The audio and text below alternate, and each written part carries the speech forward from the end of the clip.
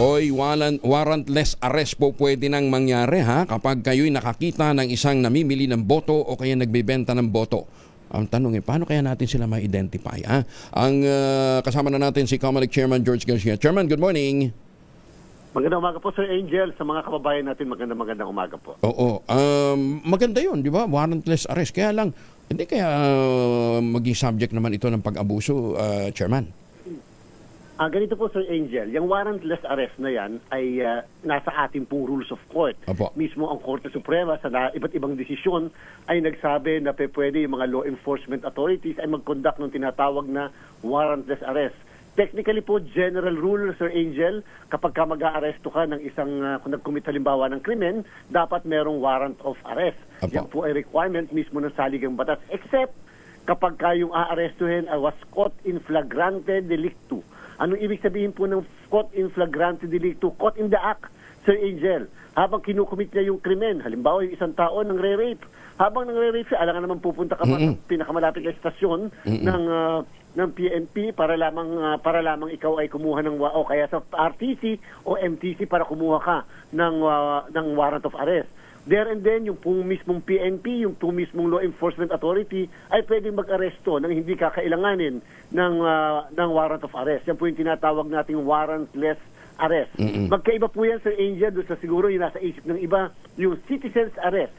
Yung citizen's arrest naman po, yung mismong ordinaryong citizen ang aaresto sa isang tao. Yan din po, yung citizen's arrest, Sir Angel, ay pinapayagan mismo ng Korte Suprema. Bagamat, hindi natin ganun ini-encourage sapagkat, siyempre, baka po magkaroon o ma-endanger yung buhay naman ng mga mag-aarestong ordinary citizens natin. So ang mangyayari, halimbawa may nakita ka, nag-vote buying, itatawag mo sa pulis. Huwag ikaw mag-initiate, baka magulpi ka eh. Di ba? Opo, kaya naman, i-document natin, Sir Angel, yung pong ginagawa ng mismong tao na yan. Ngayon, kung doon naman po sa mga miyembro ng PNP o kaya po AFP at sa harapan mo ginagawa yung bagay na yan, ay pwede po silang automatically mag-arrest. Kasi nga po merong provision sa Omnibus Election Code na hanggat maaari ang mga miyembro ng PNP at iba pang law enforcement authorities ay hindi pwedeng basta mang-aresto. Ito po, ini-empower natin sila na mag-aresto immediately kahit walang warrant of arrest. Baka naman daw mamaya, yun nagpe-payout lang ng AKAP. May pila.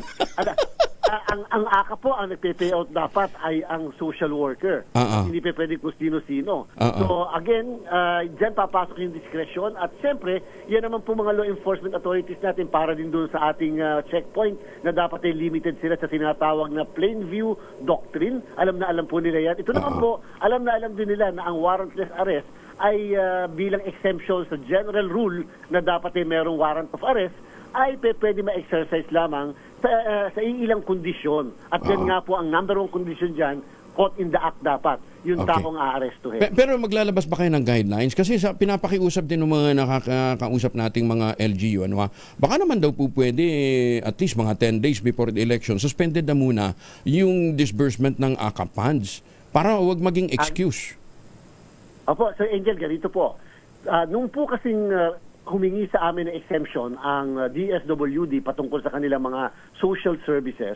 Yan po kasing AKAP wala pa sa programa. Hindi pa natin ganun hindi yan katulad ng AIX. Kaya po nagkaroon kami, Sir Angel, ng resolution kung saan yung AIX ay ating talagang ipinagbabawal 10 araw bago mag-eleksyon. Ngayon pinag-aaralan na rin po namin kung idadamay na namin yung mga iba pang social services tulad ng AKAP na maipamahagi 10 araw bago mag-eleksyon upang ito'y hindi magagamit sa pamumulitika ng iilan o kaya ipapromote ang sarili nila at parang kanilang pera yung mismong pondo ng AKAP. Hindi lang. Tsaka baka mamaya sabihin payout yun ng AKAP eh. Yung pala, naghahatag na sila dun, di ba? Tsaka po yung Sir Angel, yung abuse of state resources, yan po yung nilalabanan natin sapagkat hindi po nila pera yan. Pera po yan ng sambayanan. Kung makapamigay, akala mo sa kanila at akala mo sila lang ang may otoridad na mamigay po yan. Uy, teka muna. Tama-tama din kasi kaya namin kayo hinahanap kahapon. Di ba nag-declare na ng food emergency? Tapos, dahil doon, pwede nang mamili ang mga LGU ng murang bigas. Ang worry ng iba, sabi nila, teka muna, nakakasiguro ba tayong ibibenta naman ng LGU, yung bibilhin nilang bigas sa murang halaga, baka isubi yan eh. Baka iimbak lang pagkatapos, bago mag-eleksyon, saka ipamumudmud. Una po, Sir Angel, dapat maunawaan ng lahat ng mga kababayan natin. Yung kung tinatawag na ban sa social services, kasama na yung mga pamumudmud ng mga kano-ano, yan po ay applicable lang 45 days before the election. Okay. So, ibig sabihin, magsisimula po yung ban natin sa March 28 pa. Okay. Sa kasalukuyan, kung yung mga LGU ay mamimili ng mga bigas sa ating pong NFA. National Food NFA, ay yan po ay wala pa tayong prohibition, wala pa pong pinagbabawal. Ang applicable pa dyan ay ang local government code. Subalit pagpasok po ng March 28, Sir Angel, kinakailangan yung mga LGU ay humingi sa COMELEC ng mga exemption upang sila ay makapagpatupad ng social services. Bagamat sinasabi rin po ng batas na kapag ka ito ay isang national calamity, ay katulad halimbawa ng earthquake, yung lindol, o kaya naman bagyo, o kaya sunog, yan po ay hindi kinakailangan ihingi sa amin na exemption yung pamamahagi ng tulong dyan, national government man or local government. Hindi, ang worry nga nila, baka mamili ngayon tapos iimbak. Siguro, nasa ano na rin yun, nasa NFA na rin yun, na masiguro na nakarating sa merkado. Di ba? Kasi baka mamaya ibinenta, ang objective naman nun, para makapagbenta ng mura eh.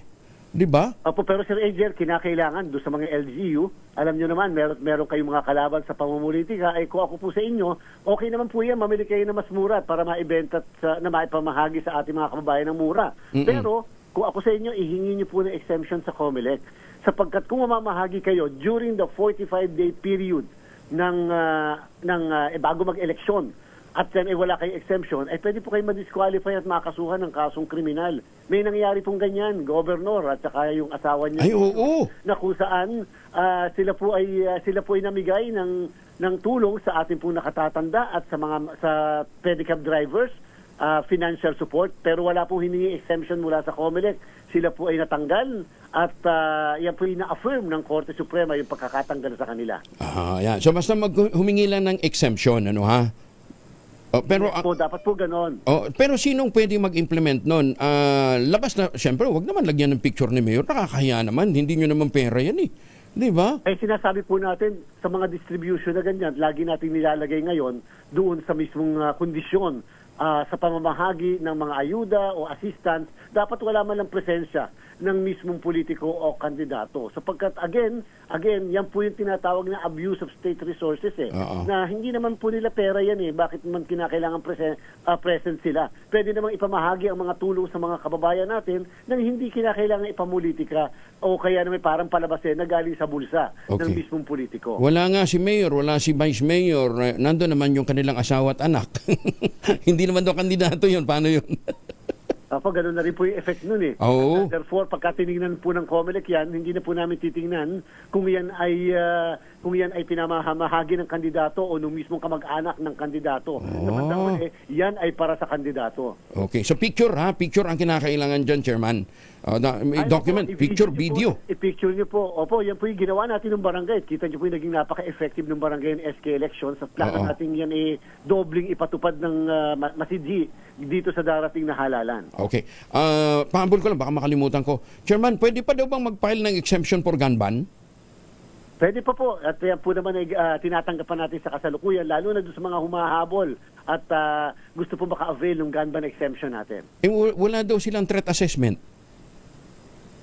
Minsan naman po, tama po. Minsan kinakailangan talaga yung threat assessment. Subalit, yung po naman kasing PNP na miyembro ng gun ban committee ay nagkakaroon ng sariling assessment at nauutusan yung kanilang mga local PNP upang alamin kung ano talaga ang sitwasyon ng tao na nag-a-apply ng gun ban exemption. Okay. Pero yung mga treasurer, di ba automatic yun? Exempted? Opo, meron po tayong nakasama po yan sa ating resolusyon sapagkat by the very nature ng kanila pong trabaho, kakailanganin nila ng gun ban exemption. Okay. Tapos na daw ho ba yung rollout ho ninyo para sa doon ang tawag dito? Yung testing ho ninyo sa mga probinsya? Ay, opo, napaka-successful po yung 2 buwan mula December 3 hanggang January 30 ng ating pong mga machine na dinemo natin sa ating mga kababayan. Maaari pong talagang hindi naabot ang lahat. Subalit kahit paano, ito po yung kauna-unahang pagkakataon, simula na mag-automate tayo ng eleksyon na na-demo natin yung makina sa iba't ibang parte ng ating bansa, sa mga bawat barangay, at ito po ngayon kasalukuyan ng kinokolekta yung mga makinang yan dahil atin po itong gagamitin para sa 2025 national and local elections, and therefore kinakailangan namin i-reconfigure at ayusin pa yung mga makina. Pero ano ha, hindi pa ito yung education campaign nyo. Magkakaroon pa talaga ng... ito po. Opo, tuloy-tuloy pa rin po ang ating Voters Education Information Campaign, Okay. at para po mas malaman ng mga kababayan natin paano ginagamit yung ating mga makina at ano ba yung mga magandang features ng ating mga makina. Okay. Kailan mag-roll out yan, Chairman? Ito po, itong tuloy-tuloy na po ito, itong Pebrero, Marso, hanggang Abril po ay magkakaroon po tayo ng Voters Education Drive. Okay. Ano yan? Per town? Ano mangyayari? Yung po nangyari nitong nakaraang December hanggang January, yan po per barangay.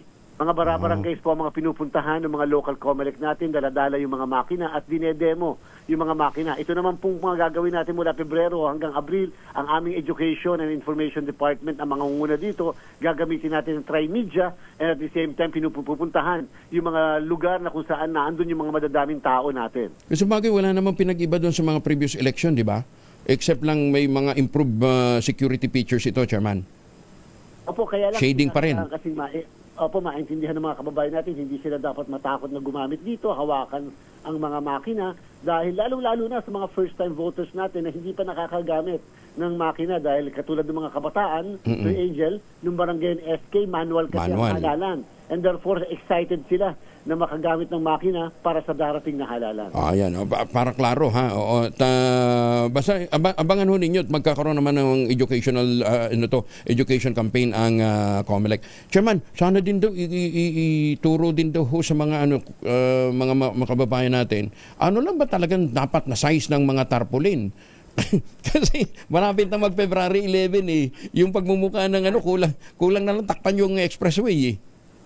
Ito po, Sir Angel, kapag po ang campaign material ay nasa public property katulad ng plaza, at yan po ay kinakailangan 2x3 lamang ang size. 2x3 meters? Dapat, opo, 2x3, and therefore, dapat nga po ay nandyan lang yan sa ating pong common poster areas. Ngayon po, Sir Angel, ito po alam natin na pagkalalaki ng kanila na mga campaign materials na nakikita natin, hindi pa nga kampanya. Pero sabi po kasi ng Korte Suprema, ito po ang sana maunawaan ng mga kababayan natin. Sabi po ng Korte Suprema, kapag ang mga ganyang campaign materials ay nasa private property, wala po tayong pinag-uusapan na laki. Mas malaki ay mas maganda daw po dahil yan po ay part ng freedom of expression ng may-ari ng property. Nangangahulugan po, sigurado maglilipa na sa ating mga kalsada, sa ating mga bahay-bahay, yung mga malalaki na mga campaign materials, basta raw po may pagpayag o may pagsang-ayon yung may-ari ng private property. Kaya po kung yung mismong mga pagkalalaki na nakikita natin na nasa private property, yan po ay hindi namin pwedeng maipatanggal. Dahil yan ay part ng freedom of expression ng mismong may-ari ng private property. Yung mga naglalakihang billboard sa mga expressway, private property yun, Chairman. Lumalabas po, ganun ang mangyayari sa kaya nakalagay sa guidelines natin, kinakailangan yan ay 2 buwan na naandyan sa private property. Ang layo sa bawat isa dapat ay hindi po dapat mas maiksi sa 1 kilometro. Naku, di tiba-tiba dito yung mga outdoor advertiser. Di ba? Yan po, at yan naman, yan po ay kasama doon sa napakikipag-usap natin sa mga advertisers na baka pwede sila mismo ay i-regulate yung kanilang mga members. Pero at the same time, Sir Angel, yan po yung malaking problem talaga. Private properties ay governed ng rights of ownership. At the same time, sabi po ng saligang batas at ng konstitusyon ng ating pong Supreme Court, yan daw po ay kinakailangan protektahan at hindi pa pwedeng galawin ng COMELEC. Yan po yung kaso ng Diocese of Bacolod versus COMELEC. Kung natatandaan ng lahat yung Team Patay at saka yung Team Buhay na pinatanggal ng COMELEC, pero sabi ng Supreme Court, hindi pwedeng ipatanggal dahil yan ay private property. Ayun. So, not necessarily pala na headquarters nila yon. Kasi yung iba, di ba, naglalagay ng mga malalaking mga poster dati, sasabihin nila, headquarters nila, kaya nagugulat ka, bawat barangay may headquarters sila eh. Ngayon, hindi mo na kailangan mag-declare ng headquarters. Kahit sasabihin lang nila, private property. Pero kami po, susulatan pa rin namin yung mga ang mukha ay naandyan at upang sila mismo ang magpatanggal ng mga materials na yan. Of course, alam namin na magiging depensa at sagot po nila, pero yun po lang ang pwede kasi namin magawa base sa naging desisyon ng Korte Suprema. Teka, tapos, ang dami naming nag-ikot kami ngayon nitong weekend sa mga probinsya, Chairman. Ang dami pa rin nakapako sa mga puno. Yan po yung ating ilo-launch ngayon darating na Biyernes. Okay. Pinagsasabihan po natin at pinapakiusap natin sa ating mga kandidato. Una, kinakailangan i-training po naman ninyo, turuan yung mga offline kabit ninyo ng mga tauhan. Kasi again, iwasan po natin yung mga pagpapako-pako sa mga puno sapagkat yan po hindi kami mag-aatubili na itanggalin yan automatically. Number 2, kakasuhan namin yung lahat na magpapakabit po dyan. Sabihin na nilang hindi sila nagpakabit, sasabihin nilang kalaban nila, mukha nyo yung naan dyan, so kayo po ang mananagot dyan sa pagkakamaling yan. Maganda yun. Dahil kung talagang yun, dapat sila mismo ang nag-alis kung hindi nila tao yun, di ba? We can always presume kasi we can always presume, Sir Angel. Lagi na lang po kasi sinasabing hindi ako ang nagkabit. Kalabang ko ang nagkabit. Ikaw ang nakikinabang. So ikaw ang ipipresume namin na nagpakabit dyan. So tanggalin mo. Napakasimpleng bagay lang naman po. At hindi mahirap ispilingin yung ganyang bagay. Okay. Yun daw bang mga balita sa radyo, sa telebisyon, sa mainstream media, hanggang February 11 lang pwede? After that, kinakailangan ipagpaalam lahat sa COMELEC? Ay, hindi po totoo yun. Ayun, Po yan, dahil yan ay violation ng freedom of the press. Okay. Wala po at hindi namin pwedeng pakialman ng content na mga pwedeng maibalita, yung pwede nyo ma-interview. Bagamat maaaring ang ma-interview nyo po ay isang kandidato, subalit kandidato siya pero parte ng balita, ay wala po kami magagawa doon at hindi rin po yung kasama sa tinatawag na airtime ng kandidato dahil yan po ay part ng news. Lalong-lalo na, halimbawa, hinuli dahil may warrant of arrest pala. Di ba? Nominee ng isang, di ba? Yun, news yun, di ba? Hindi naman natin po. Hindi natin. Kaya naman nagtatrial ng kaso o kaya naman umaaten sa kaso. So, hindi naman pwedeng hindi po i-cover bilang isang balita yung mismong insidente na yan. Paano kung nag-attend ng birthday? Ngayon papasok ngayon ang mga yung mga editors ng newsroom. Yan. Kailangan sila ngayon mapagmatsyag at aalamin kung ito ba ay style upang maipromote ang kandidatura ng ibang tao sa pamamagitan ng pagbabalita o kaya naman yan ay talagang tunay na parte ng isang balita at isang insidente na dapat malaman ng mga kababayan natin. Piyesta daw, halimbawa, Chairman. Piyesta. Wala pong problema umattend yung mga kandidato. Kaya lang, hindi kung yung pong piyestang yan ay parte sa inyong palagay, parte ng balita, base sa inyo pong discretion. Wala naman kami problema. Pero kung yan ay piyesta, pagkatapos pinopromote yung kandidatura ng isang tao, abay number 1, kinakailangan may presyo yun, nakahalagahan. Dahil nire-report yan sa amin, yung mismo magkanong gastos.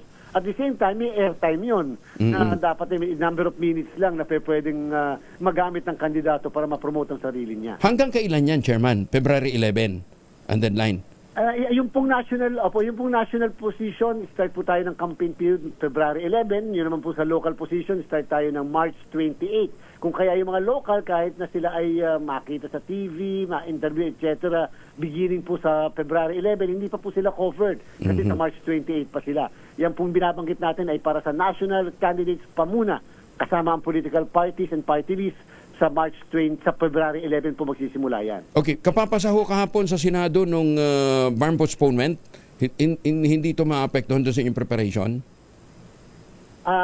Siyempre po kami ay magiging maaapektuhan sapagkat ang paghahanda namin kasabay dapat ang Bangsamoro parliamentary election sa national and local elections.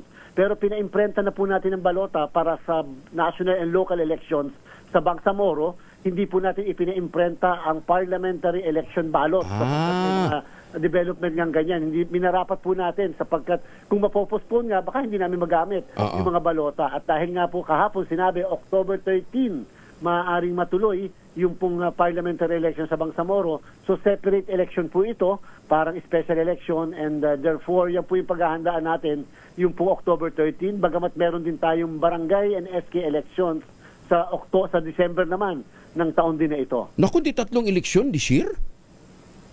Opo, sabay-sabay po. Actually, sabay-sabay naman po talaga. Kaya lang, dahil sa postponement kung sakali, mase-separate po ang Bangsamoro parliamentary election. Naku, di dagdag gastos yun. Magkano mga gagastos pagka ganun, Chairman? 2.5 billion po. Wow! Yan po yung ating tahasang sinasabi na kailangan ng COMELEC ng dagdag na 2.5 billion kung isa-separate po natin ang halalan sa ibang panahon, maliban sa kung ito'y kasabay, nakaangkas sa national and local election. Okay. May education forum din daw bang gagawin sa Hong Kong, Chairman? Ay opo, sa ating iba't ibang parte ng ating mundo, Oo. kung saan nandiyan yung mga Pilipino, ang atin pong magkakaroon po tayo ng rollout po kasi at enrollment ng tinatawag na of internet voting, and therefore yung po mga embahada at konsulada, yan na po yung isasagawa nila beginning ngayong darating na katapusan ng Pebrero. Baka gusto daw ho ninyo maging transparent yung rollout doon, willing naman ho kami sumama, Chairman. Joke lang. Baka gusto mo may mag-cover doon sa Hong Kong. Pare-pares po tayo sa agent, hindi makakasama. Ako na po hindi makakasama. Ay. Hanggang tingin na lang ako at makikinig sa balita. Ayan. Bakit hindi kayo makakasama? Restriction? Restricted? Naman, lagi tayong pinaghahanap dito sa Ay, sumagay, ano, oo. Lagi tayong pinaghahanap, kinakailan lagi tayo naandito sa ating bansa. Pero sabi ni Malo, kung ang rollout daw sa Europe o US, pwede niya daw akong payagan. Ayan. Tita Malu, meron tayong rollout maaari sa bandang Libya o kaya sa Iraq. Pwede Andi na. Chairman naman, mahirap naman kayong biruin. Oh. Thank you. Ingat po, ingat Chairman. Bawal ho sa inyo magkasakit, ha? Salamat po. Si Comelec Chairman George Garcia. Ayan, ingat po kayo.